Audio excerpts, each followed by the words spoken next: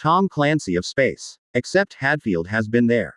One of the things that struck me most about this book were the several sequences that were so technically detailed and explaining the almost microsecond by microsecond events that were taking place that it honestly felt like Clancy's infamous pages upon pages of the first nanoseconds of a thermonuclear detonation in the Sum of All Fears, except Hadfield's passages here were nowhere near as long, despite being very similarly exacting and detailed.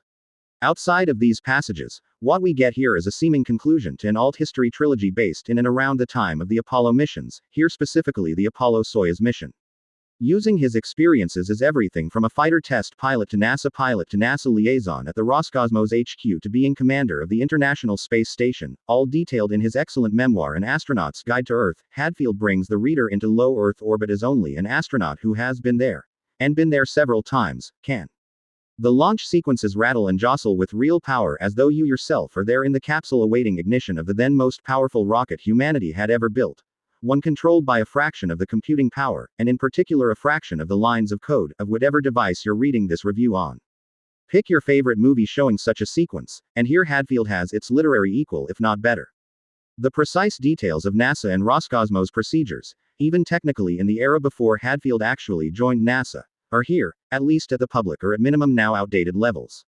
Indeed, the alternate history of this tale actually works as well as it does, and introduces another level of similarity to both Clancy and similar military technothriller author Dale Brown, specifically because the real history details are buttoned up so solidly.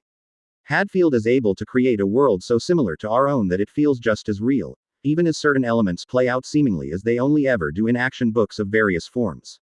Truly breathtaking in many ways, this is one of those books that will have you checking your own heart's health as it races with the action at times, but also giving some space to slow down and take a breather as other elements are setting up. Indeed, if there is one criticism of this book, it is perhaps that one particular inclusion of one particular side tale may arguably be a touch too much and could have likely been left on the editing room floor with no hindrance at all to the tale told here, but even there it is interesting enough and wouldn't have spared enough pages to make the book feel any shorter. At slightly over 400 pages, this is one of those books that both feels it and at the same time almost doesn't, as there is just so much action here.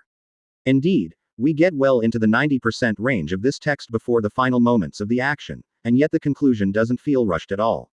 Truly well done, beginning to end. Very much recommended.